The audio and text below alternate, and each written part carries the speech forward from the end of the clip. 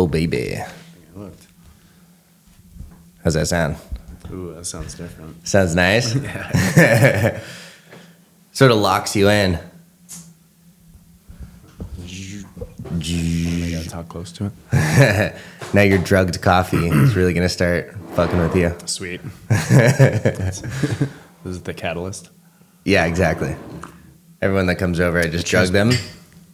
Imagine if that was the theme of the podcast, like surprise drugging. No credentials. The credentials are, I'm not telling you what I put in your coffee. Yeah. Or like no Diddy, or maybe yes Diddy. I just I just drug everyone that comes over. No baby oil. No baby oil instead of no credentials. Nice. Well, they do have mushrooms on them. I know. That's why I was questioning what was in that mineral oil.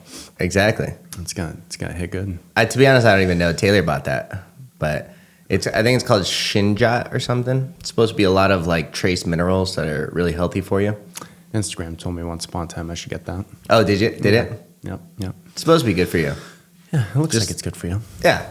That's all the minerals. Someone on Instagram said it's good for you, so that's probably it's probably true. Yeah, I think you can like dab up with a little thing like that. Let's go. Yeah, it's full of good stuff. Anything that looks like black tar heroin, should be good for you. It's perfect for coffee. Yeah, actually, it blends right in. I don't taste it at all. Oh, I don't taste it. Yeah, honestly, it tastes the butter is quite good. It is pretty good, right? First time I put butter in my coffee. Are you typically a coffee drinker? You drink every morning? Oh God, yeah. I'm an asshole if I don't have my coffee. Wow. Yeah. I'm just an asshole in the morning. Coffee's just an excuse. Yeah. No, I'm one of those guys that's like, I'm not a morning guy, but like when I get up in the morning, I'll go for a hike, whatever. But yeah, if I'm in bed and I don't have to do that, I'm just staying there. Wow, not a morning guy, but we're doing a 6:30 a.m. podcast. Oh, that was your choice of time, not mine. I don't think you gave me a selection of times. We could have done a different time. That's okay. What time do you usually wake up? I mean, I'm awake by 6, but I'm not as motivated to get things done. You're just pissed off in the morning. Yeah, I just want my time to slowly wake up. Mm-hmm. But like I said, if it's like, oh, let's go for a hike, I'll like wake up, have coffee on the way. Yeah, but get it done that way. Mm-hmm. What's your day-to-day job stuff like? So I know, like, is your background being a chef, but now you're doing like product supply? So yeah, I was a chef forever. So went to culinary school straight out of high school, and then I was a chef for 20-something years. And wow, a year ago. 20 years? How old are you? 42. Oh, wow. Yeah. You're old as shit. Yeah. How old are you? I just turned 32, actually. That's right. Yeah. No, I'm just kidding. Wow, that's cool. So you started like at like 22 or something? I started cooking at 18. Oh, wow. I mean, I graduated high school as 18. I went to culinary school like a month and a half later before I turned 19. So I did like the similar to the program where I taught at ACI. It's like I think at the time it was a 6-month program. It was a Lakota and Blue school, which funny, they're like bankrupt, and really? my degree doesn't mean anything anymore. Oh no, really? Yeah. So they're not doing well. No, they closed down all the North American culinary schools. Really? For Lakota and Blue. Yeah, they like went bankrupt, filed Chapter 11. And, really? Yeah, I have some chef friends that worked for them, and it was wild times. They're like trying to stem the bleeding, They're like, they went from being like an 8-hour a day, 5-day a week course to doing like, let's just do 2 4-hour classes a day. And then it was 3 classes. So they're just trying to cram kids into the program. They're like, we'll do whatever if you just give us $100. If you give us, it was like $35,000 to go to school. Wow. And like, the 35 grand? Yeah. Wow, that's crazy. I think when I went to school, I paid room and board. My parents paid most of it. I was lucky like that. Nice. It's like a formal college. Like you stay there? Yeah. Well, it was a trade school attached to a another smaller school, but they had bought the Holiday Inn Express next door when it went bankrupt, and so they're like, these are dorms, and so I stayed there, and I got a great education. I thought it was awesome, but like a year or 2 years later, when the company is trying to get in more money, they just tried to make wild changes. Interesting. Yeah, I was a chef forever, and now I sell seafood. Wow. So I get to see all my chef friends and hear the trials and tribulations of being a chef, and then say, So you're not actually cooking anything anymore? No, I still like, I'm open to the idea. You know, I have chef friends that reach out to me about projects, or, you know, I'll do catering here and there. Do you cook a lot for yourself? Yeah. Nice. Yeah, I cook a lot at home. Try to teach the kids to cook. You know, my daughter loves baking. My son likes just meat and raw seafood. So like nice. with him, it's usually pretty protein heavy. Oh, nice. That's good. But I like that they can cook for themselves. You know, they can like fry some eggs and scramble and get. I'm trying to teach Taylor that. Yeah. That's, you got it quite down, yeah. Chef Joey's in the house. I'm just kidding. No, I really do enjoy cooking, though. Yeah, I can tell. Yeah. No, we've talked about cooking quite a bit. Yeah, I like it a lot. I'll just honestly use like Instagram or TikTok and find good recipes through that, and then just whip it up. I think you did like a potato dish one time, and I was like, yes. "Oh fuck, I want to make those." Potatoes Honestly, too. it's so good. I'll send you that recipe. Yeah, that one's really good. It's like chef quality. Yeah, that's like our restaurant quality potatoes.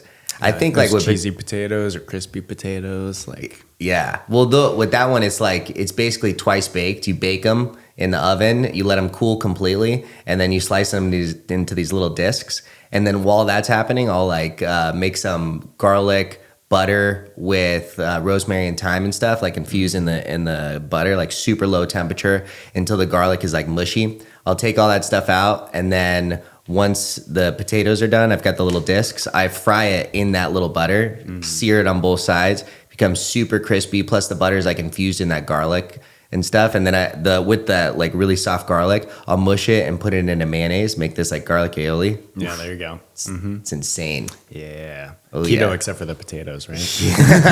Butter, except for like all of it. Mayonnaise, potato. Yeah, I do like butter.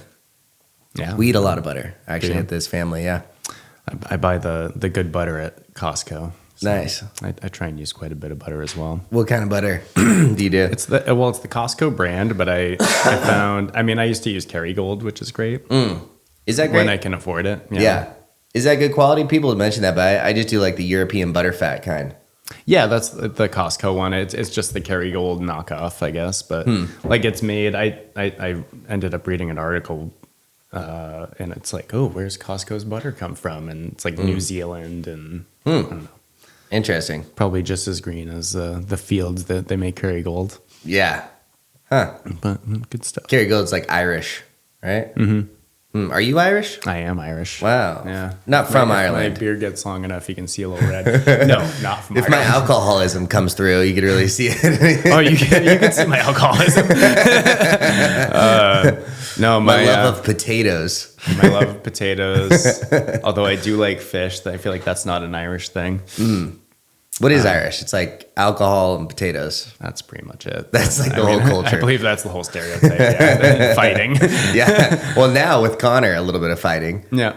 Or I guess just fighting in bars. Drunk fighting. Not like professionals. No, just like, very, very unprofessional fighting.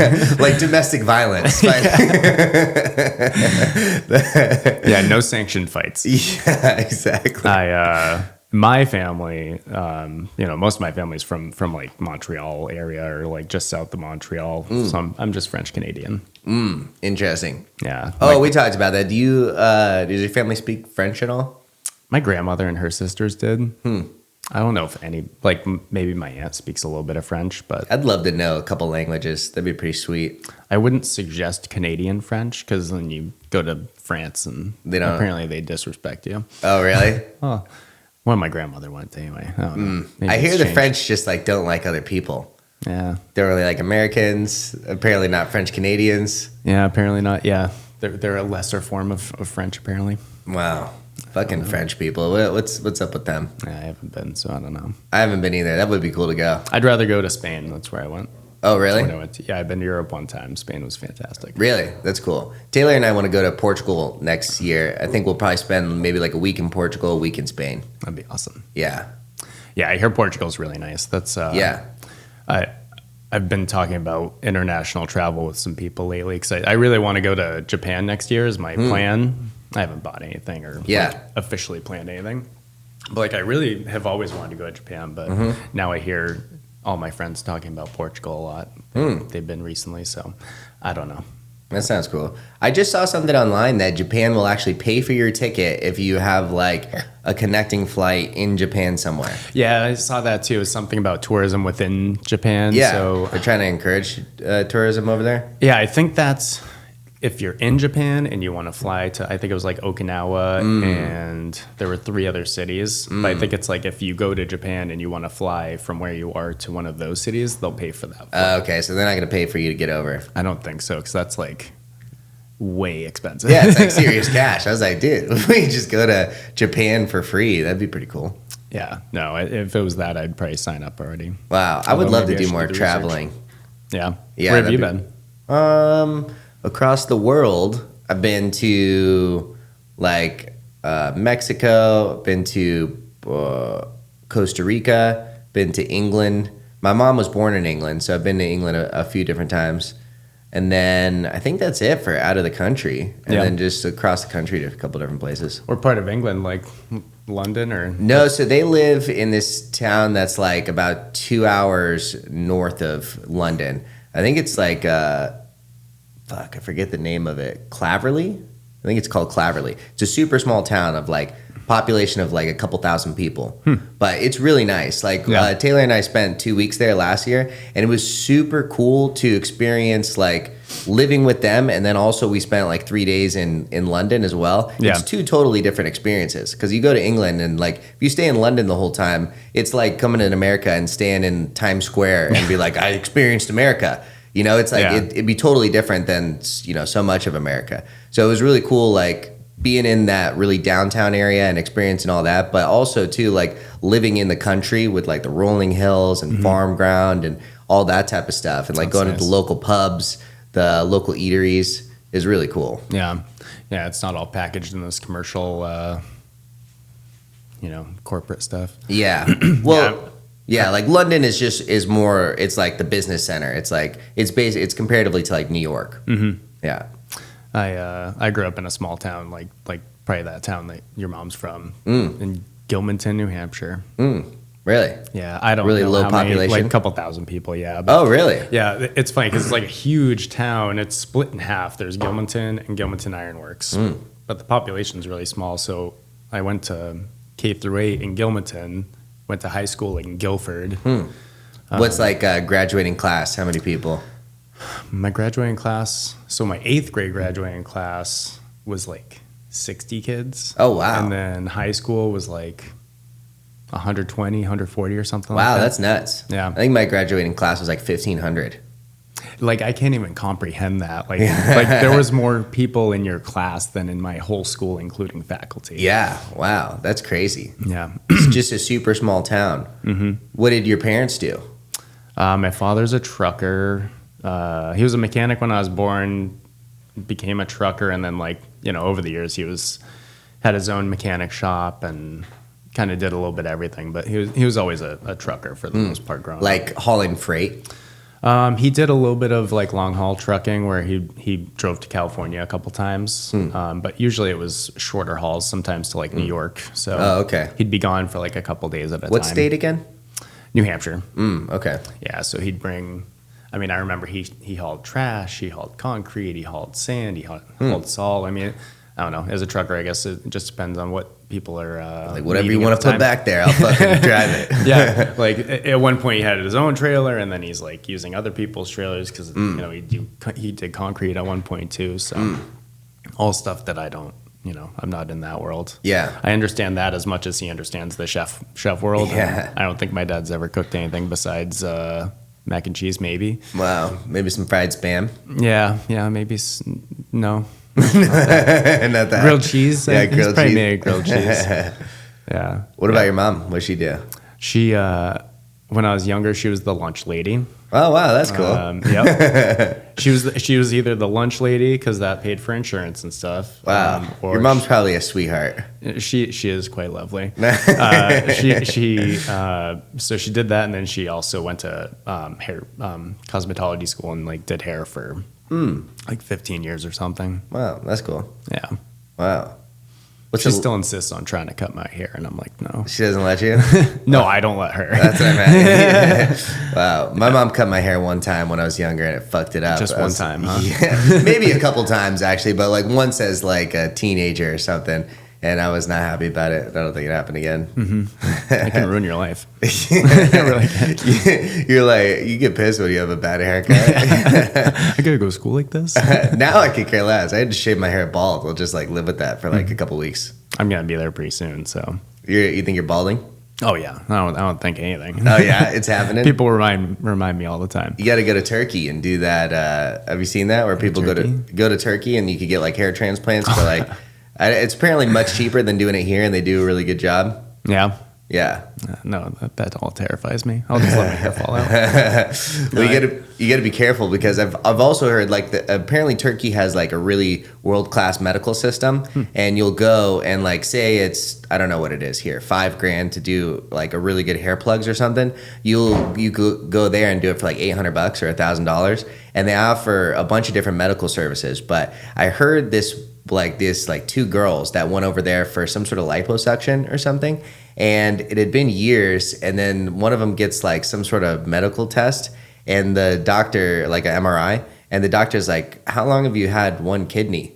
And she's like, what do you mean? I have nothing's happened. I have two kidneys. She's like, no, you have one kidney. Oh my and gosh. So she had her friend to go do the MRI as well, and they found out that both of them had their fucking kidneys taken. Wow. Yeah, Those doctors made out. Yeah, isn't that wild? I wonder what a kidney goes for. Probably a lot. Like, can I sell one? I mean, I could use some cash. You probably could. And pay for my Japan trip, I hope. Maybe you couldn't actually.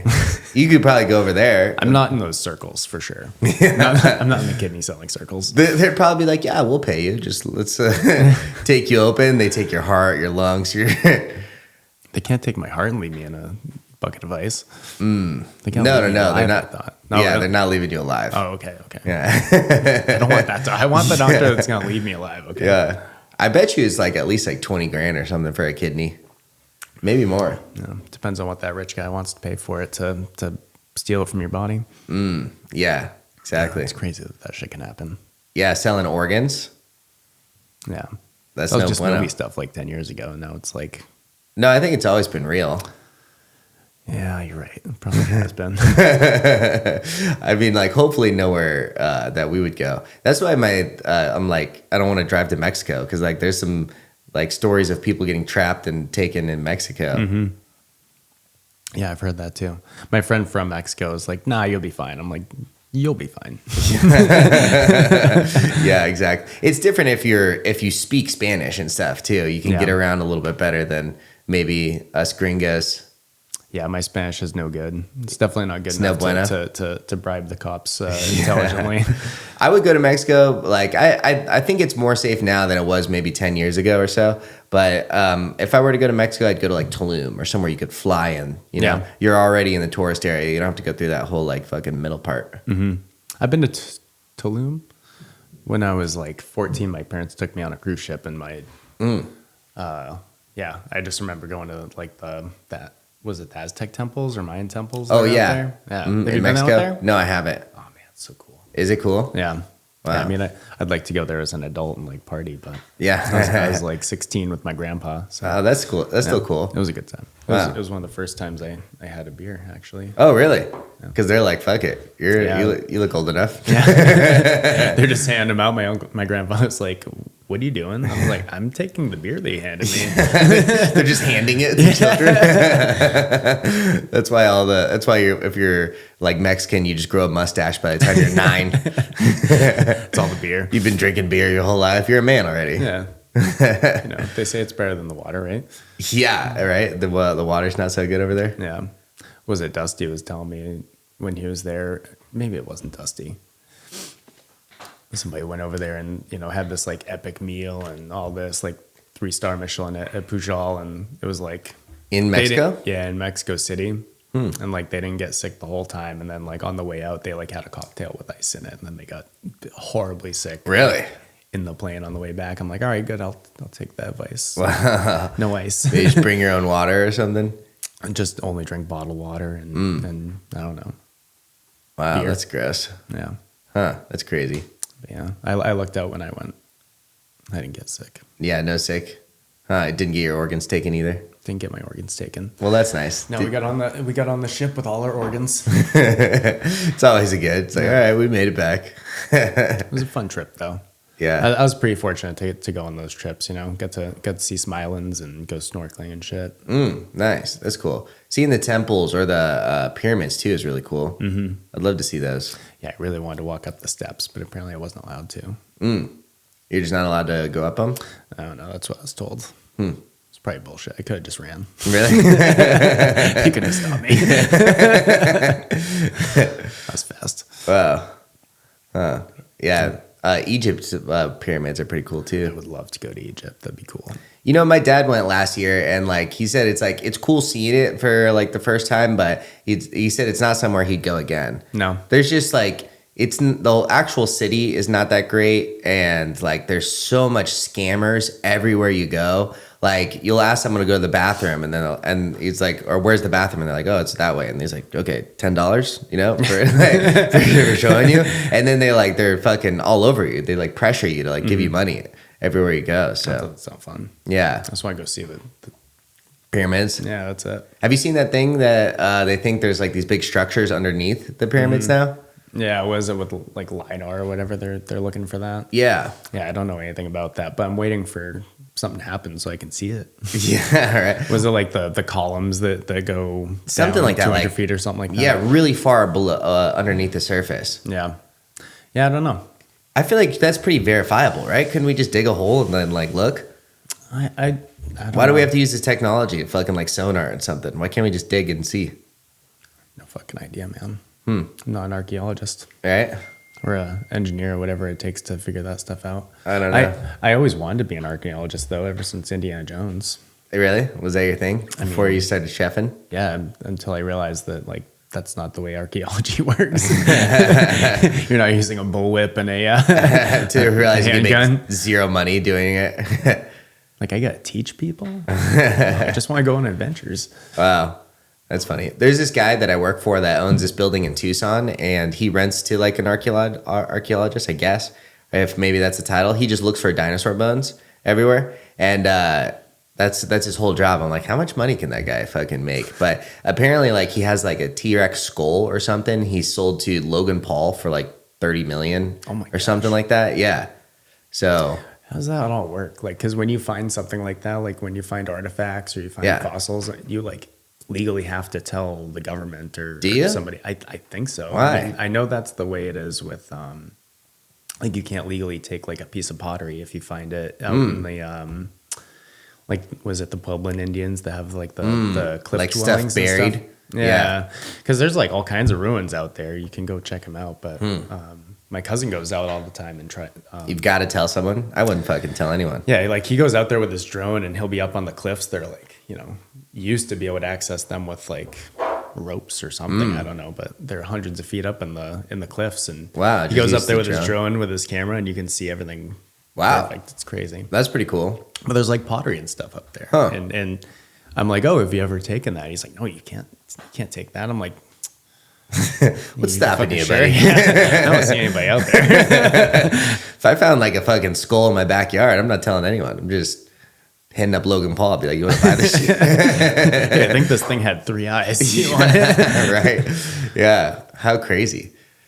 Yeah, I don't know. Well, so I know like there's certain areas in Arizona that are known archaeological zones that like if you want to build apartments or something on it, you have to do like an archaeological study. And basically what that is like you dig holes like every like 1,000 feet or so, and like big huge trenches like the size of this room. You'll dig a trench and then see if anything's in there. And if you find something, then you got to do one every like 10 yards across the whole property and figure and like see what it is. Pinpoint all the find the graveyard or find Well, literally find fucking bodies and stuff. Yeah. And so there was this property that like these guys bought to build apartments, and they were doing this and they found a body, so they had to do this. They found, I think in total, over like 250 bodies at this place. It was in Arizona? In Arizona, Oh yeah. It's like in downtown Phoenix. There's certain areas in Arizona that are like known archaeological zones. So you have to do this if you want to build anything on it.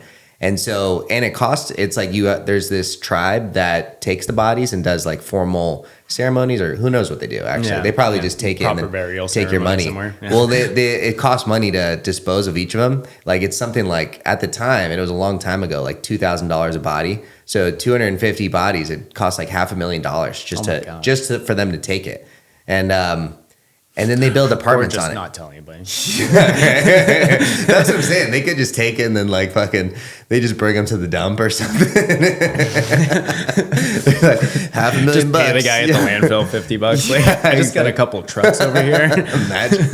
Oh, crazy. But what's crazy too is they just build apartments on top of it. Like I would love to know, do those people, like you see in like fucking movies that it's like, oh, you're on top of an Indian burial ground. Yeah. It's literally an Indian burial ground. Like there's maybe spirits or something like fucking like with you. Cemetery. Yeah, exactly. Oh, except with humans.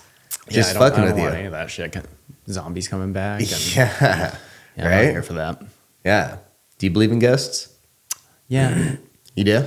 Yeah, I feel like I've gone through some weird stuff that was like unexplainable. That you know, It's probably ghosts. it was when I was young. So like most people say, oh yeah, your brain's flexible, and that probably didn't happen. But I also think like younger kids are more in tune to that stuff too. Like more in tune to the supernatural. yeah, I've heard that too. I like to believe that more. Yeah, I think so. Yeah. I think you just grow up and you're like, that's not possible. Yeah. But like when you're a kid, fucking anything's possible.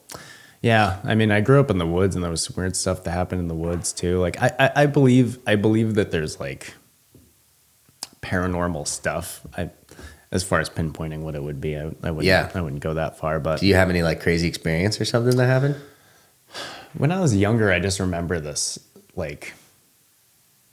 weird experience I had, and I just never could shake the feeling that there was this like presence in the basement. But like I think I was 2 years old when we moved out of that house, so my parents were like, you don't remember shit. You're not, it's not true, you don't remember that. And I'm like, but I remember there was this little like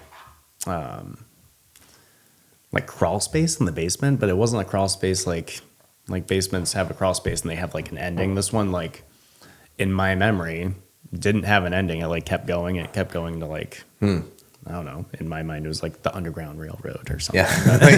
It was just a fucking hole in the basement. I just remember being terrified of it. Yeah, going down there. No. Huh. But my parents tell me that's not true. So it does sound like you could have been just a scared kid. yeah, just a scared kid. But Yeah. I choose to believe that there's paranormal Yeah. activity. Yeah. I don't know. There's probably fun. something. Could be something out You there. have any experience with it? Not really, to be honest. I don't think so. Yeah. You believe in that kind of shit? I believe that there's probably more than we like are totally like in the know of, you know? Yeah. Like I feel like, you know, like we've got these five senses, and maybe there's certain things out there that we just don't have the sensitivity to pick up. Yeah. Yeah, like certain dogs can hear frequencies we can't. Yeah, exactly. Or like I always try to like relate it like if you know, if we didn't have noses, I'm assuming that you could taste the same, most of life would be like pretty much the same experience. You know, like we'd be able to talk to each other, hear each other, feel each other, you know, assuming like taste is all the same. Like we'd be like most of life would be pretty much the same. And so, but there could be something like, you know, like dog shit or something where it looks gross, you know, it's like, you know, it's shit, you know, it's probably not good for you, but there would be like this sense that you're literally basking in that is fucking disgusting, but you'd have no clue because you just didn't have the sensitivity to pick it up. Yeah. Right. So there could be certain things like that are like right around us right now, but we just don't have the sense to interpret. Yeah, absolutely. It's crazy. Then you start thinking about the fifth dimension and all that Marvel kind of shit. What's the fifth dimension? Well, I mean, not even the fifth dimension, but like other dimensions or I don't know. I'm not smart enough to really talk about that kind of stuff. I just watch Marvel movies. But yeah, it's just there's definitely more to life and more experience than like I think we give our five senses credit. Right? Yeah, there's too much unexplained stuff. Yeah.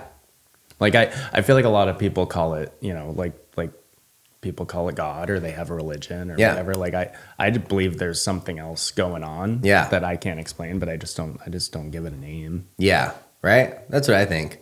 It could be, there's something out there. Yeah. I mean, Makes even things if it's, interesting. yeah, even if it's just nature or if like God is nature. I mean, if you look at like a fucking big storm, it looks like something powerful is like coming through. Yeah. Yeah, it's crazy. Every wild weather thing that happens, like, oh man, it's never happened before. Yeah. Like that water in Texas, what was it?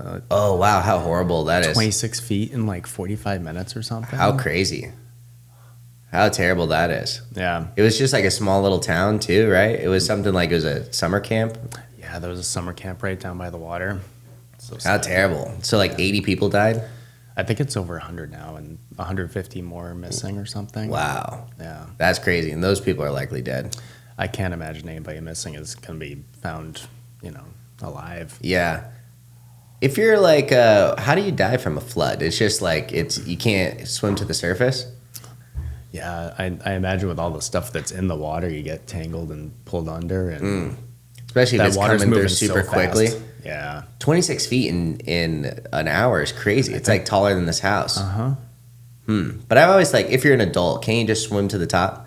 That's what I like to think, but there's Winnebagos. There was like 26-foot Winnebagos just floating like it was a rubber ball. So Yeah. I feel like you can't even imagine the power going on. Because I don't know if you've ever gone like, not even whitewater rafting, but just like swimming in a river. Like Yeah. you'll find these little tiny pockets where the river's not Hard moving current. fast, but like you end up behind a rock or something. You might spin around and almost get taken under just because of the current. Yeah. And that's like a lazy river. I grew up, in the lakes region of New Hampshire, like all these small rivers and streams and stuff. But like, there's been some scary instances where like the water wasn't even deep, but you just get pulled into these spots. That's crazy. Yeah. Well, a lot of them were kids, right? Mm-hmm. That's terrible. Yeah. What a terrible thing. Yeah. I can't imagine sending my kid to camp and dealing with that the next day. Oh, could you imagine? Yeah. Losing a child in general would be so horrible. Dude, keeps me up at night every night. Really? Yeah. How many kids do you have? 2. Two? No. Two little niños? No summer camp for them. Nope. They do. Not down by the Not river. in Texas, at least. not in Texas, down by the river. No, they're twins. This weekend's their birthday. Last Oh, weekend wow, was their they're birthday. twins? Yeah. A boy and a girl or a girl? Is it a boy and a girl? Wow. Interesting. Yeah. My daughter looks significantly larger than my son, so people don't assume that they're twins. Wow. Well, girls grow quicker than boys, don't they? Yeah. Yeah, and his grandfather's like 6.5 feet tall, so I'm hoping he gets his genes. That's sick. Not old dads. French Canadian. Yeah. Grows a little taller. Yeah. Nice. Well, that's cool. It's a birthday this weekend. Yeah, it was their birthday last weekend, and today's his birthday party, and then tomorrow's her birthday party. 'Cause Nice. now they're 11, so they can't have. Can't have same day. They're too cool for that. Wow. Yeah, so we had their like family birthday party last weekend, and this is their friends. Huh. That's cool. Do they do jujitsu? My son does. Nice. Yeah, my daughter did it for a while. I think for like maybe a year. And Lost interest? Yeah, I think I just pushed him a little too hard. I mean, I'll do jiu-jitsu every class we can do. Yeah. If I don't have something else going on, but my kids have other interests, and I was trying to push them a little harder and To do this? And I mean, for my daughter, I was like, I just want you to be able to protect yourself. Like, Yeah. I don't need her competing. I don't Yeah. need her like testing her mettle against a older boy or something. But my son genuinely likes it. But when I was doing it before, because they started doing it before I did, I actually started a couple months later. Oh, really? You got your kids into it, and you're like, this is sick. I always wanted to do it. Wow. I You're always like, wanted there's to a be lot of ninja, adults here. Yeah. I mean, I got to know Dusty and Chris before I even started rolling. So, Oh, really? Yeah. That's probably helps, like, getting into it. Yeah. I think, it's interesting. A lot of, like, adults who don't have any martial arts experience think that martial arts is, like, a kid's thing, which is kind of crazy. That was, like, a surprising thing for me. Yeah, I mean, I don't know. When I got into cooking, it was like nothing else. Like I didn't have hobbies. I didn't have everything was centered around cooking. So it was restaurants. It was learning about cooking, trying new techniques. Yeah. I wanted to do jujitsu or karate or kung fu or something when I was younger. Yeah. And once I had cooking, I was like, nothing else. Yeah. Well, it is important actually to have like some narrowed focus, especially in like your youth. Yeah. Yeah. Yeah, maybe not to the obsessive degree I had, but now I'm just obsessed with jujitsu. So like, it is so fun. I love that you're into like foot sweeps too. They're so great. Yeah, dude. Out of 1,000 tries, I got one foot sweep. There you go. That's how it goes. Epic foot sweep. Isn't it sick when you hit it perfectly? Yeah. I want to like text Issa and like, hey, could we like get the recording of that time? Oh man, if only Cody could get the recording. He foot swept me last night. I was telling Mario that we're doing foot sweeps today. Okay, and yeah. He's like, oh, fuck yeah, let's do foot sweeps now. And nice. Cody foot swept me so hard. I went from like, bending over forward, or like I was leaning over forward to my back was against the mat. Yeah. My head so fast. Oh, just turned horizontal. I must have gotten a concussion, but I felt fine. So wow. Yeah. Huh. It was fun. It's one of those where it's like, it's where the break falls come into handy, but you've got to like know that it's happening. It's got to be like muscle memory, the break fall, because otherwise you just fucking eat the impact. I might have break falled. I don't even know. It was so fast. Yeah. Yeah. But I mean, it didn't hurt. My neck doesn't hurt today. I'm shocked, but he's like 5 times. He's like, are you okay? This happened yesterday? Yeah. Nice. What kind of foot sweep was it?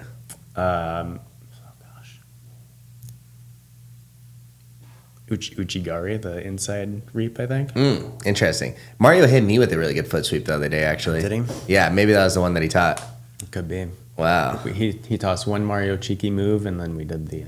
Mario always has the sweeps. cheekiest moves. This is gonna be my move though. The cheeky move? It is. Yeah. Is it a good one? Yeah. Huh.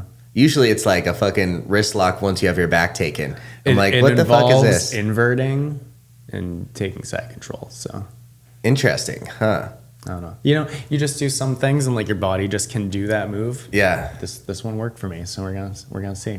Nice. Yeah. Mario's funny because it's like, and especially in jiu-jitsu, it's like he'll teach something and it's the most crazy like fucking 1 in a million move, and you're like, what the fuck is this, Mario?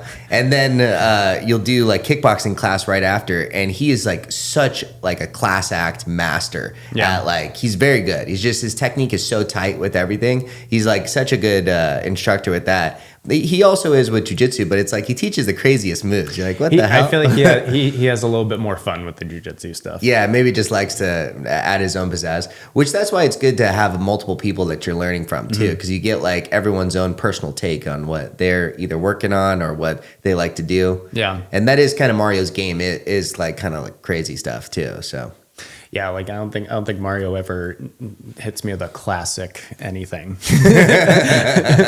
There's never just like a straight arm bar. It's like an inverted, jumping something or other. Right? It's funny. Brent will describe Mario as like, it's basically he's shooting you with like a 22. He's like 22, 22, 22, 22 RPG. It's like a bunch of little pepper things and then fucking explodes on something crazy. Yeah, that's good. Yeah. I like that. I heard you're competing in September. Yes. And so is Mario. Yes. I signed up last night. Nice. Oh, cool. Hell yeah. There's gonna be like 20 or 30 of us, I think, Let's with go. the kids. I'm gonna try to get at least one competition in between too. I'm gonna be in California at the end of the month, and there's a Jiu-Jitsu World League there, but it's about 2 hours north of where we're staying. Is that the one that Lombardi's doing? He's like yeah, he might drive out there. there. I don't think he's committed to it yet, but he was talking about he might do it. Yeah, so I might do that. I'm just trying to get my weight to a healthy part, and I'm not going to do it rapidly. I'm just kind of just slowly calorie deficit every day, something I could kind of maintain. And if I could get my weight on point by then, I'm going to do that too. What's your competition weight? I'm going to compete at 182. Yeah. When I do like day before weigh-ins, like 80cc, if it's usually only 80cc because it's like maybe one of the more prestigious ones that I'll compete in, I'll do 167. And that, like, it takes at least a solid month of extremely strict diet, and then I'll do like a hot yoga class right before weigh-ins too, because I sweat so much. I could sweat out an additional 6 or 7 pounds like right before. Yeah. So I've seen that. yeah. And you know what? It's crazy too, especially with those competitions. I thought 167, I'm like, dude, I'm going to be fucking huge for this weight class. I'm going to be like so big. I'm completely average Really? for that. Yeah, maybe I'm like the last one I did, I think I was shorter than everyone that I competed with against too. Maybe a little bit more stout, but like still at 167, I'm shorter. At 182, which is the next weight class or maybe even 184 or something for 80cc, I'm so small for that weight class. It's crazy because like at that level, everyone fucking, takes advantage of everything. Cutting. Yeah.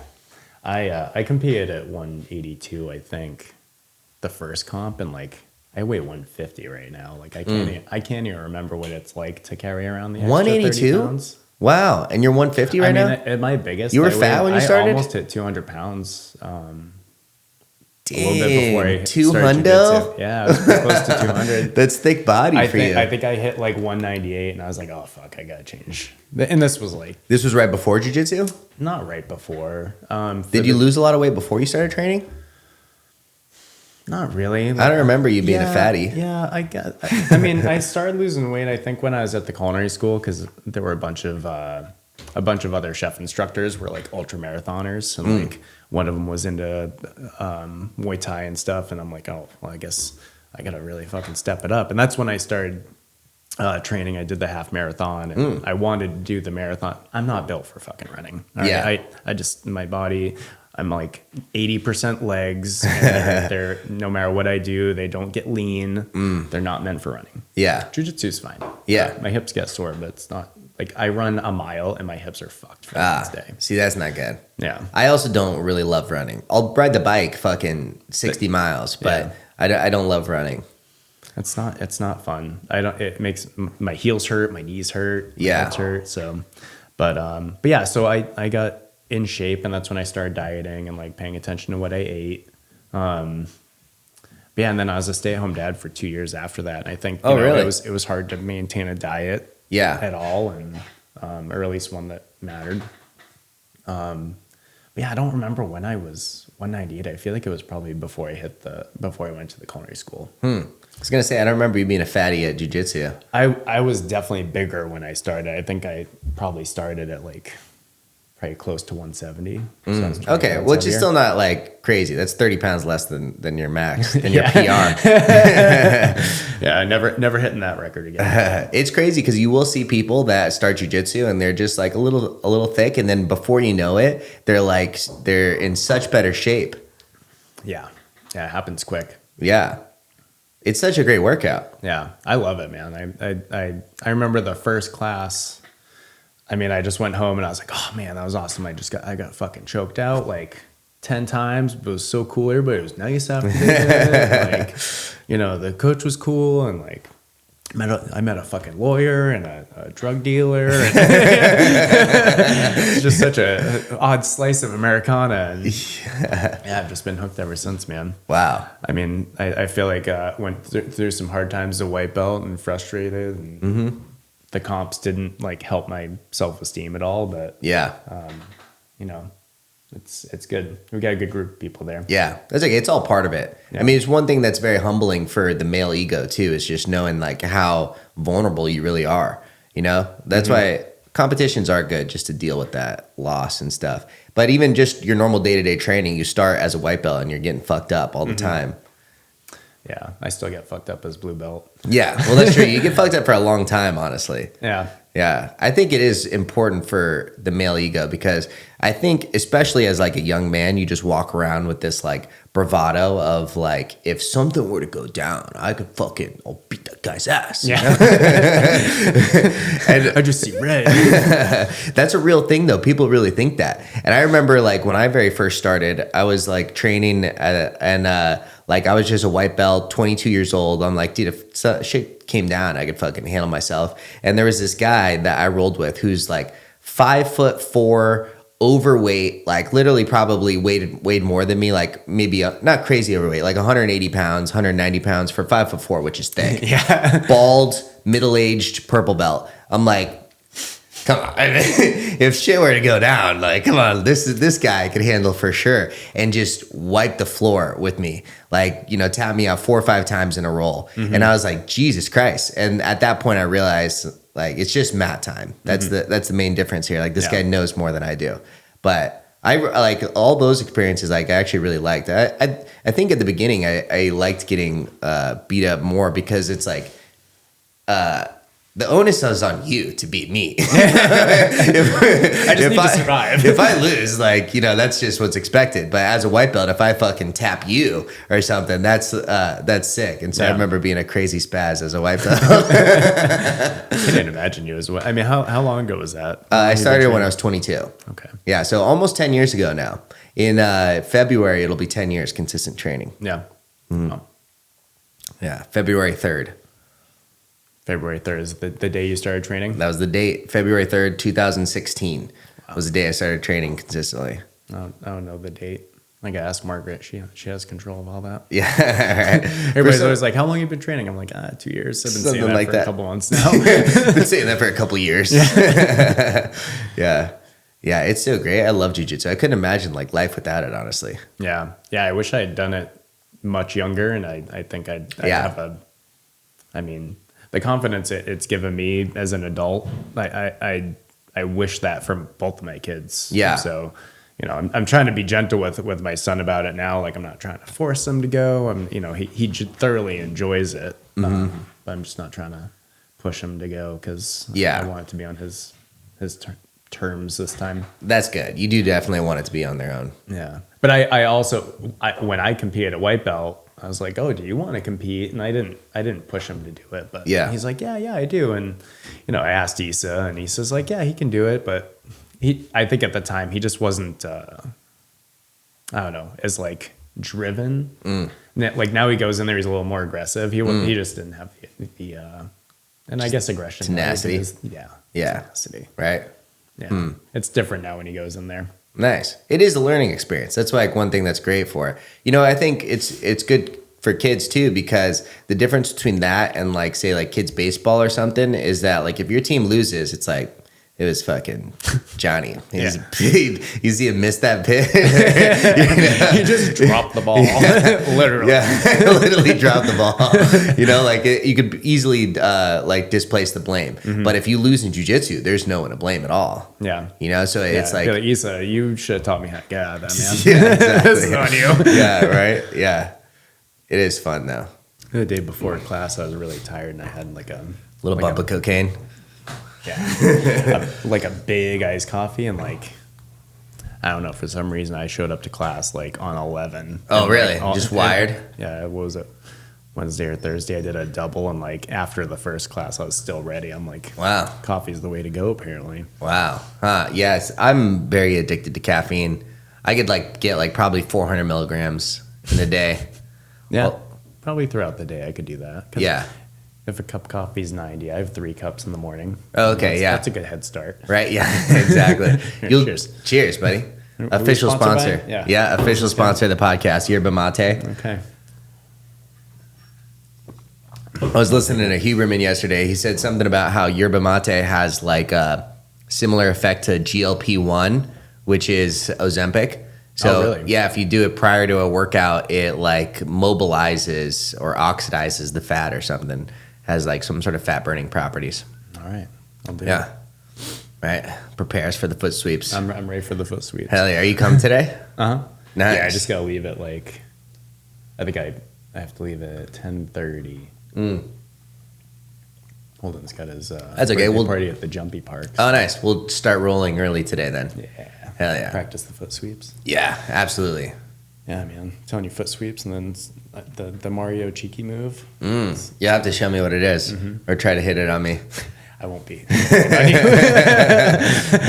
This will be white belt fodder, I'm sure. Yeah. The foot sweeps are honestly, to me, it feels like when you hit like a really perfect one, it's almost like the fucking fake martial arts where you just like touch someone and they go down. You know? Yeah, exactly. Yeah, it's so nice because it takes such minimal effort, and like a good one, you could just send someone horizontal. That is like, it's so fucking sweet. I remember the first time you did or at least the first time that it like made sense to me with foot sweeps. It was like the next day, and I foot swept somebody much bigger than me, much much more skilled than me. And the reason it worked is I did it right, but Yeah. B, they did not expect it from Yeah. me at all. And they've not rolled with me quite the same. Nice. Yeah. That's really good. It's one of the also difficulties of teaching it, because when they're expecting it coming, it's much more difficult to practice it. One of the best ways of hitting it is like when they don't see it coming at all. Yeah, I like the drills that Mario did a drill last night too, but like when you drill, just stepping to the side and like, because it's really all about the timing, right? Yes, exactly. Right. Yeah. And not low kicking them. Yeah. Right. Are you gonna, do you have anything planned after this?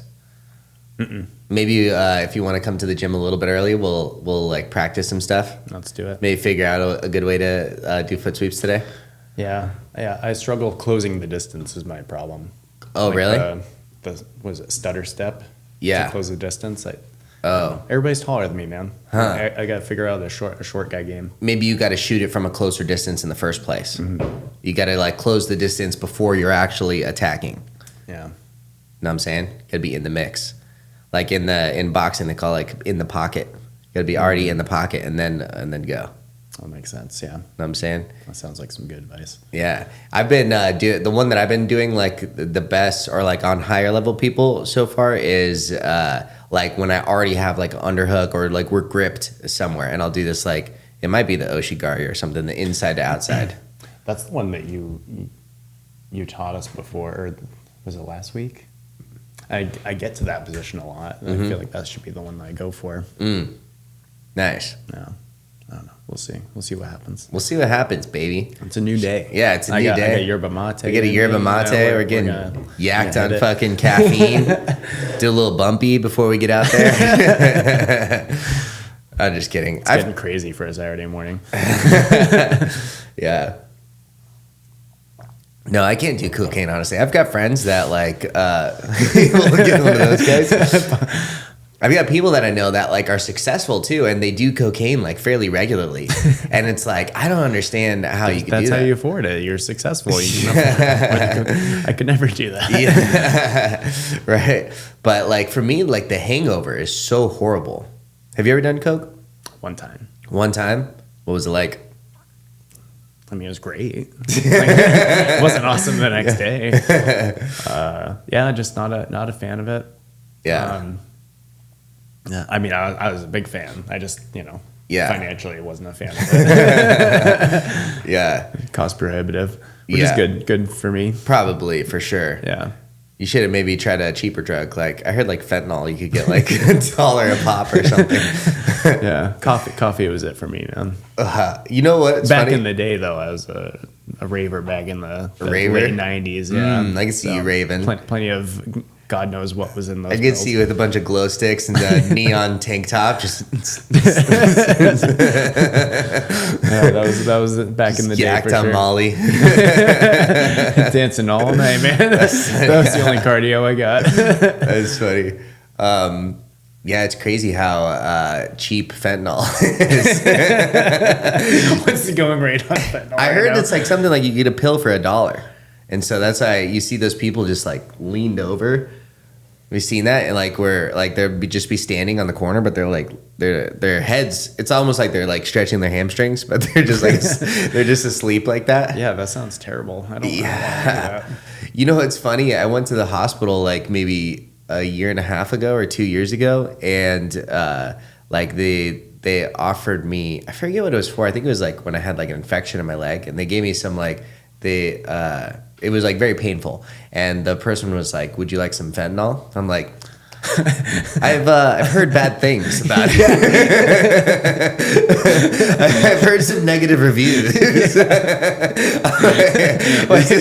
Like being offered heroin. Would you like some heroin, sir? Like, do you work here, or are you just like? I was thinking ibuprofen. It's weird. He was just wearing a bandana and a hoodie. Like, he didn't look like a nurse. He had sunglasses on. It was weird. Yeah, but apparently it's like it's something that they use. Yeah, I haven't been offered fentanyl by a doctor. No. Yeah, isn't that interesting? I thought because all of it has or a lot of it has medical application too. Like when I was in college, there was like a pharmacology class that I took that was talking about like pure heroin and morphine. And morphine is something that's used in the medical community very regularly. Yeah. But heroin, like the primary difference is that heroin like goes through the blood-brain barrier. Oh, really? And morphine doesn't, or it takes longer to get through. And so as far as a pain reliever, heroin would actually be the superior treatment. But Isn't that how an epidural works too? Isn't that why an epidural it goes through your blood-brain barrier. Yeah. I don't know. I don't understand that stuff, but That does something special. yeah, right. Yeah, heroin. Yeah, Glad they don't offer that at the doctor. no, they don't offer that one either. Yeah, although the epidural I think is probably not good. Me and my lady are probably gonna have kids sometime in the near future, and we've been looking into all that stuff, and we're gonna do like a completely like natural birth. We're gonna do it like at the house probably. Yeah, in the bathtub. Literally in the bathtub. Yeah. Nice. Well, more power to you. Thank you. That stuff terrifies me. When we had the kids, we the goal was natural, which I mean I didn't push for that at all. Like their mom is the strongest person I know, and she's just like, oh, we're gonna go natural. Nice. And she fought the epidural, and she fought all that stuff, but she was in labor for 72 hours with big twins. Whoa, that's crazy, huh? Kind of forced. She did the epidural. 72 hours, 3 days. Holy moly! It was crazy, man. Did they induce labor, or did she just start Yeah, it? so she went into labor, and then, gosh, I forget how late into the labor she was, but yeah, they ended up inducing, and then they ended up having to do a C-section because she really wanted to do a natural birth. But Yeah. I mean, the kids were 6 pounds 9 ounces and 6 pounds 8 ounces. Whoa! That's a So lot of baby. is that pretty? Are those small for babies? Big for twins. Big for twins? Oh wow! Huh. Yeah. Interesting. Wow, that's crazy. Yeah, we've heard like I think the statistic is in the America, like 1 in 3 kids are a C-section. Yeah, that sounds about right. Yeah, this gal that Taylor used to work for, she was like pretty high up in the medical department at Mayo Clinic. It was her opinion that all women should give birth via C-sections. Really? Yeah. There's a lot less complications that way. I'm pretty sure. There is, although like my opinion or my thought is like we've been fucking giving birth for like maybe hundreds of thousands of years or maybe millions of years. I don't know how old humans have been around, but like C-sections are something that's happened in like the last 100 years. Yeah. So seems like no bueno. In America too, we've got like the highest, or like we're really high on like infant mortality comparatively to other countries. Yeah. Which is nuts. We should be like one of the best. Yeah, I agree. Yeah. Yeah, I think that's more the lack of, medical care, unfortunately, for people. Yeah, for sure. I mean, all the prenatal care, like there's so much that goes into it. Yeah. It seems so long ago, like I don't remember all of it, but Yeah, 11 years ago now. dude, so long ago. And at that time we were opening the Henry, I was working like 100 hours a week. Wow. For the last, I think it was like halfway through the pregnancy, she was on bed rest because she had, like placental abruption. So like she was on bed rest. We lived on the 3rd floor of an apartment. Wow. It was rough times, man. Whoa, 3rd floor of an apartment? Yeah. Did you have so after we had the kids, we still lived in that apartment. Did you have a elevator? No elevator? We had to Really? carry, dude. Holy guacamole. gosh. She's just, what a beast. She's just pumping out those stairs every single day. Mm-hmm. Wow. Yep. What a beast. Pretty impressive. I mean, we moved out of there pretty quick into it. Afterwards? Into a single level. But Yeah. the time spent there, in the heat. The kids were born in July. Especially postpartum. Aren't they like fucking taken out for a little bit? Wow. Yeah. And then, feeding the 2 children all day. And she was wiped. Wow. How cool though. Twins is such an amazing thing. Yeah. And I'm an only child and the youngest in my family. So I had no experience with children. Yeah. Interesting. How about her? Did she have siblings? Yeah. She has an older brother. Her niece is like, 10 years younger than her. So she had a lot of, and she was also like a nanny and stuff. So she had a lot of time with kids. She's awesome with kids. Interesting. She definitely had to make up for my lack of understanding. Yeah. The first baby I even held, I think, was like, 2 or 3 months before the kids were born when their cousin was born. You're like, might as well give it a go. See how make this sure thing I don't works. break it, If I'm gonna break one, like make it not my own. Yeah, so then I go from like this one baby, and then they're like, all right, now you got to hold 2 at a time. Wow, how crazy. We would love to have twins. That'd be really cool. Yeah. Yeah. I hope you do have twins then. Nice, thanks. Yeah. A little 2 for 1 too. Yeah, why not? That'd be cool. I wish I could tell you what the secret sauce is, but I believe nowadays it's IVF is the way to make 2 babies happen. Right. That's what they'll do. Yeah. I hear they'll they'll fertilize like 5 or 6 eggs or something because they don't always take, and then just selectively kill some. Really? Yeah. That sounds tough. Yeah, right. That's what I heard. But I know this lady, or I saw this lady on Instagram where they did 5 fertilized eggs, and then all 5 took. Oh and so she's like, I'm not killing any of them. And she had 5 babies. She had 5 babies. Yeah. Wow. Yeah, isn't that nuts? You only got 2 boobies. How do you even do that? Dude, I'll tell you what. That sounds like a lot of work. Yeah, it's probably not a lot. I don't think you would be making enough milk for 5 babies. I don't think, maybe not, right? Talk about we've been having kids for hundreds of millions of years. Or Yeah. Tens of thousands, whatever it is. Yeah.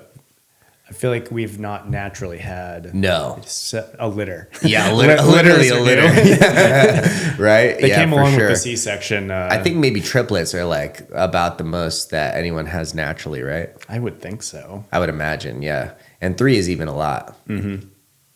I mean, when their mom was the last month leading up to it, it's like, damn, you ready to go? Like, Yeah. Just so big. Yeah. Wow. Yeah, it's crazy. That's crazy. Yep.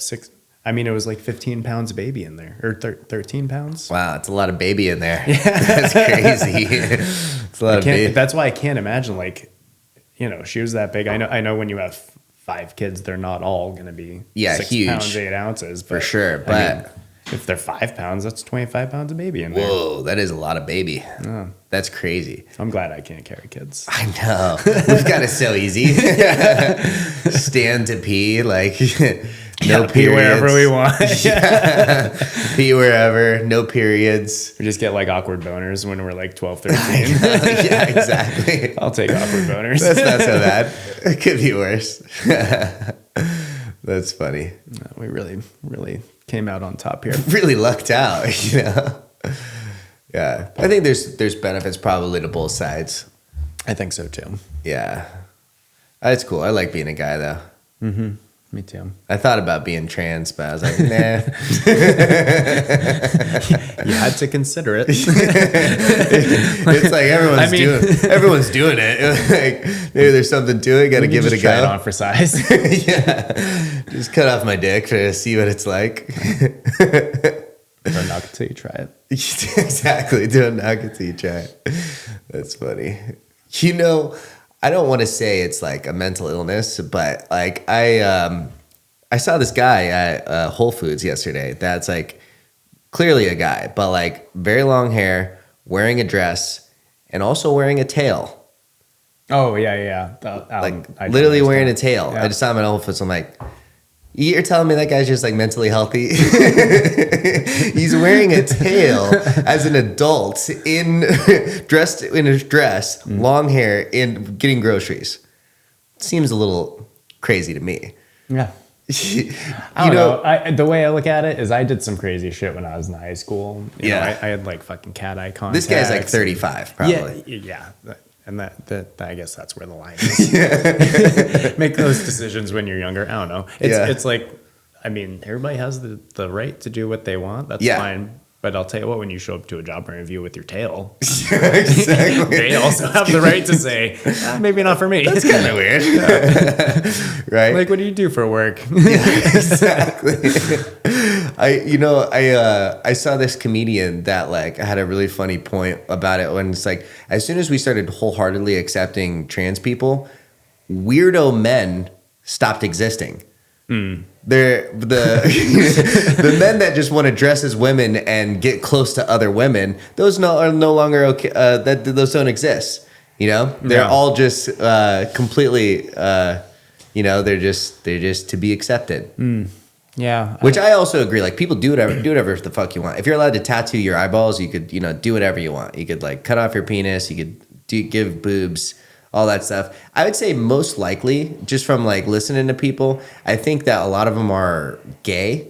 And then the trans community thing is so accepted right now. And especially as like a young adult, I think everyone has like some form of body dysmorphia where you're just not happy with your own body and you don't like the way you look and you wish you were this or you wish you were more attractive. And they think, or like they're given a path of like, oh, the only thing that's wrong is you just have the wrong genitalia. Yeah.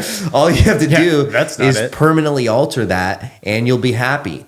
And I think that's like a really dangerous thing to tell people, especially when like trans people have like a 50% suicide rate or something like that. Yeah. That rate is terrifying. That's crazy, sure. Right? Yeah. I'm all here for everybody doing what they want. Yeah. Safely. I had the opportunity to do that when I was, when I went through it, but I don't know. My best friend growing up was gay, and I feel like when I was, at that time in our culture, I feel like that was still a little bit taboo. I think it's a lot more widely accepted now. Yeah. And I feel like trans are in the stage that maybe gay people were in 25 years ago, where I admittedly don't understand the community, but I also don't hate them. I don't. Yeah, but I think you're allowed to do whatever you want. I'm confused. Yeah, I think you're allowed to do whatever you want. You could do anything. I think just like doing permanently altering things, I think is like pretty dangerous. There's this like gal that like wrote this book called Irreversible, and it's all these like case studies about these people who like thought this was the path. They took hormones or something, changed themselves in irreversible ways, and now they feel terrible about it. Yeah, I think like again, like everyone doesn't like their body, especially at some stage in your life and especially I think like when you're in this like pubescent age, like growing up. I think if you just practice like acceptance or like just some sort of okayness with that, and then go that route versus, I don't know, if you ever wanted to do something like that, you could do it when you're like 25. I agree. I it's scary to think that if you let me make decisions about the rest of my future when I was a kid, there'd be some terrible decisions made for sure. Yeah, especially if it's like you're a girl, you get on testosterone, now your voice is permanently different. Yeah. Now your like clit grows to 4 inches. And then on the other on the other side, there are those people that like truly are born women that like as and I know a few people that have had these kids in their lives that that little girl was a boy from the minute she had a personality. Yeah. It's something they dealt with as they got older. And, as far as permanent changes, I don't know anybody that went through that, but I don't know. Yeah, it is interesting. I had like a human sexuality class in college where we had like a male to female and a female to male come in and just like explain their experiences and stuff. And they both like seem pretty well adjusted, and like this is just like what they felt like for sure. One thing is the female to male could be like you could never know it. Like they'll look like legit men because they'll grow a beard, they'll have a little bit of deeper voice, gain some muscle. You'll have no clue. Yeah, their body type changes. Yeah. I think also too because like in the womb, like everyone starts the same, and it's the presence of testosterone that will bring you to male. Interesting. So it's like we start as like the kind of the same base, and then with testosterone, you're like brought into. Because women have testosterone too, right? It's just not as much. Yeah. Because men also have estrogen. Is that it? Yeah, I think so. No. Not enough to have boobies though. Not enough. Some of us, unless you're Freddie. When I was close to 200, I had some boobies. Like a B cup. Yeah, Freddie's got some boobies. He does. That's why he can milk people. Oh, no, that's why he's giving the mother's milk. I'm always roasting Freddie. Is Freddie gonna compete? I don't know. He should. The whole gym's gonna compete. Yeah. John Lombardi's gonna make it happen. John Lombardi is? Dude, John Lombardi's a beast. Dude, he's such a monster. Yeah. I'm gonna, everybody's hero. Yeah, he's the man. I'm gonna keep training till whenever John quits. That's my baseline age of like when I'm allowed to stop jiu-jitsu. He's definitely gonna train till he dies. Probably, right? He'll die on the mats. He's a monster. He'll die on the mats. As he just doesn't tap. As he would have wanted to go out. Yeah. He died the way he wanted to. What a monster. Imagine if that guy would have got into it at like a really young age. Yeah. He'd have his own cult following by now. Right? Probably. He'd be the Ados. Yeah, right? Yeah. Jiu-jitsu has actually advanced so much in just recent years. It is crazy. Like, even when I started in like 2015, leg locks were a lot more taboo than they are now. Really? Yeah. Like, a lot of gyms still didn't allow you to train leg locks. Oh, you weren't even allowed to? You weren't allowed to train leg locks. Yeah. Like, heel hooks were still like extremely dangerous. Don't ever, you got to ask someone if they're okay with heel hooks before you start rolling with them. And even just that's only in 10 years, and like it's changed so much. Yeah, now it's people's game entirely, and they just sit down. Yeah, exactly. How crazy. And like I talked to Jay Pages, and he said in 2005 there was something like 5 or 6 purple belts in Arizona, which that's crazy. That was like the highest level belt. In Arizona. Like he said, like it was extremely rare to even ever see a purple belt or like a black belt. He said it was just that's just where it was. So you think that's only 20 years ago, like how much it's changed now. And now there's like a shit ton of gyms out here. Probably. A lot of MMA fighters train out here too, right? Yeah. We've got some pretty good combat sports culture in Arizona. Yeah. Is it because it's proximity to Vegas? I imagine that's the... I would say it's just more so like as our population grows and as we become like an attractive place for all things, like jiu-jitsu, it will just continue to progress. Plus we have people like Gustavo, who was here like very early, and he's given out probably over 100 black belts or so. Wow. And so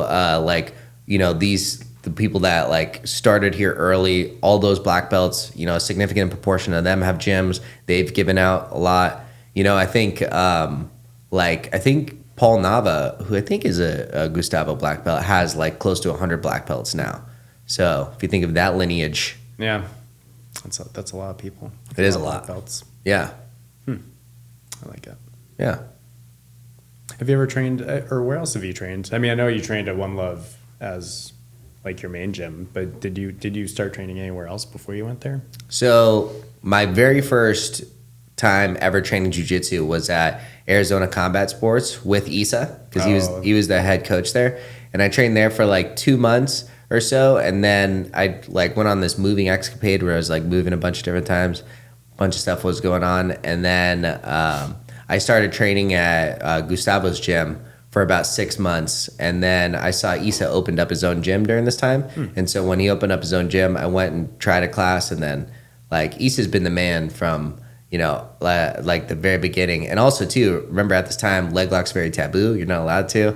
I'm a white belt, I go in, I'm like, hey, how do you do a heel hook? He's like, this is how. He shows me. I'm like, this is so cool. Come over to the dark corner. Yeah, exactly. So so then I've just been with him ever since. That's cool. It's really interesting to see how his gym has grown too. Yeah. Because especially at that time, multiple times a week, at the very beginning, there could be a chance where I show up and it's just me and Issa. Literally, like imagine going to Monday class, no one's there at all, just you and Issa. Obviously, the gym was much smaller, all of that, but I always looked at it as like a huge positive because a private lesson is minimum $100 an hour, maybe $150 an hour. I'm just getting private lessons just for coming to the gym. Yeah. Yeah, it's pretty sweet. Yeah. So it's really cool seeing the difference between that and now like a Monday class might have like fucking 35 people. Yeah, it's definitely growing. Yeah. And we've got a bunch more ladies too.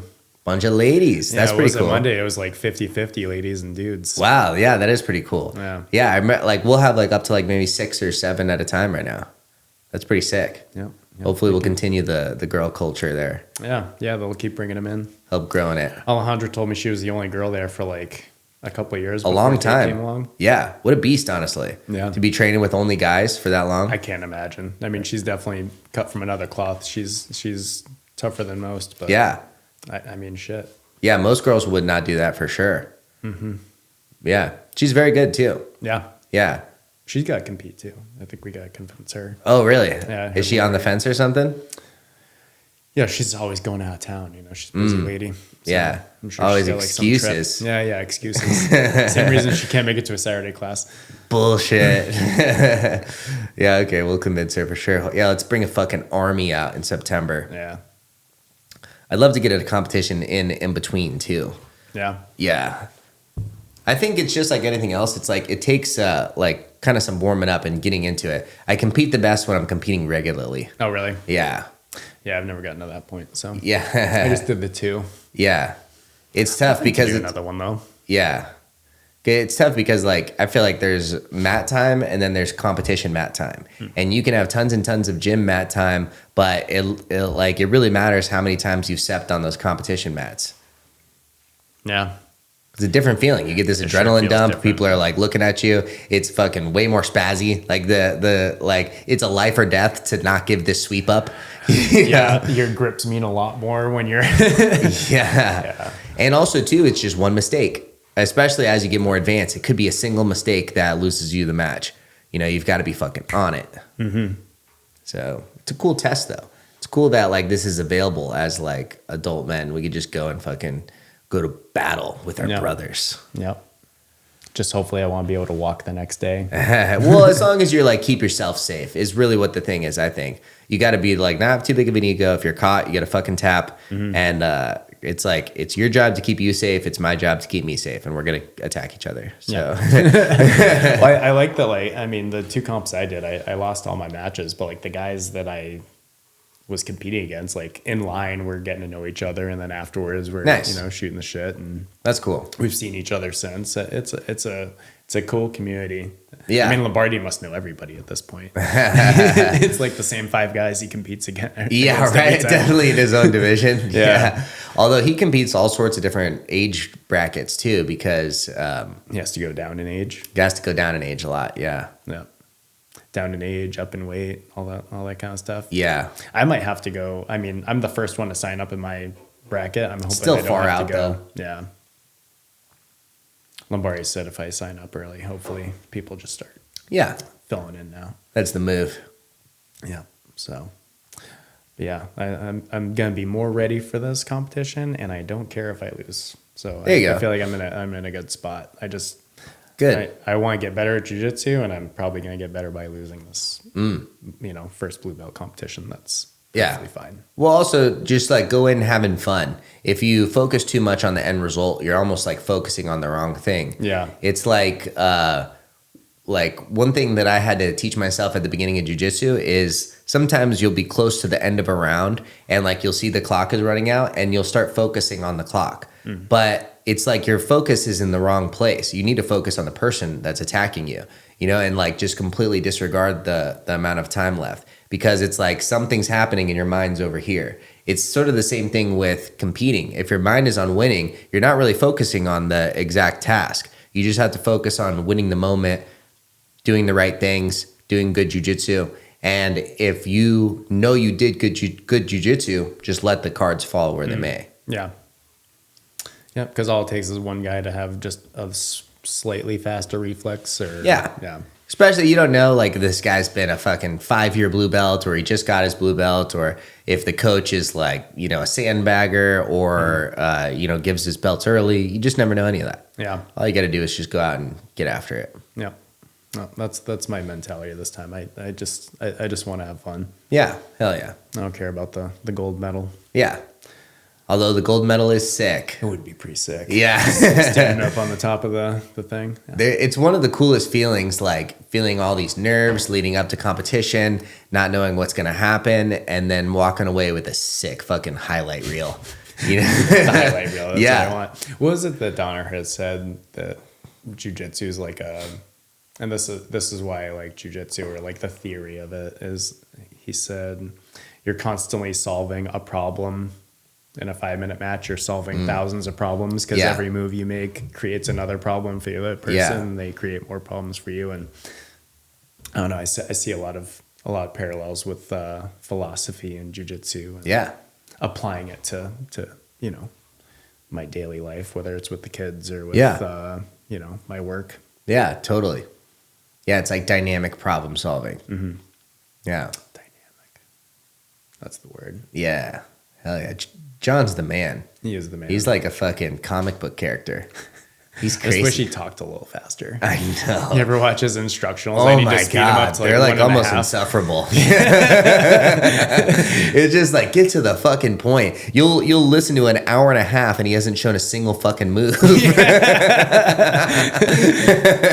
It's very conceptual. And some of the points are like good to keep like present in your mind.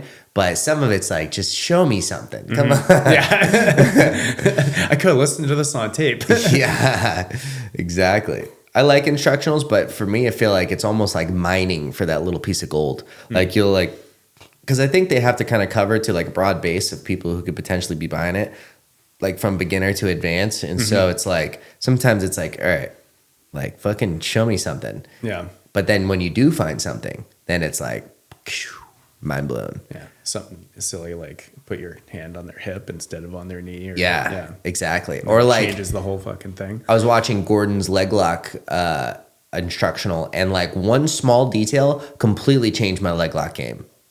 It was from like when they start rolling, instead of chasing the heel, you just bring it to the other hip. And then from there now it's super tight, and then if they keep rolling, they're just the heel's exposed, and it's too late to roll back because then you're rolling into the heel hook.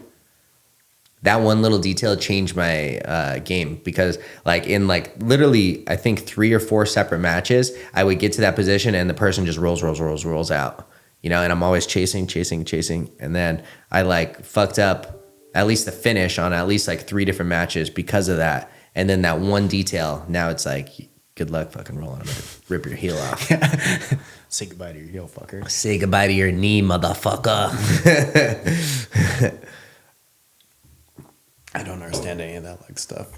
That's okay. We'll start like diving into it more. Maybe if we ever did, maybe switch Saturday to no gi or something, we could start doing it a little bit more. Yeah. Sometimes we'll go over straight ankles and stuff, but you got to like keep it gi appropriate. And well, in the gi, is it heel hooks are illegal until black belt or something? Always. Oh, always. Every illegal? Level. Why is that? Just because it's too powerful, or? So the argument is in the gi, it's more difficult to escape the entanglement, and which is true. If like you get someone in a honey hole while both of you are wearing a gi, because of the friction, it's much more difficult to escape.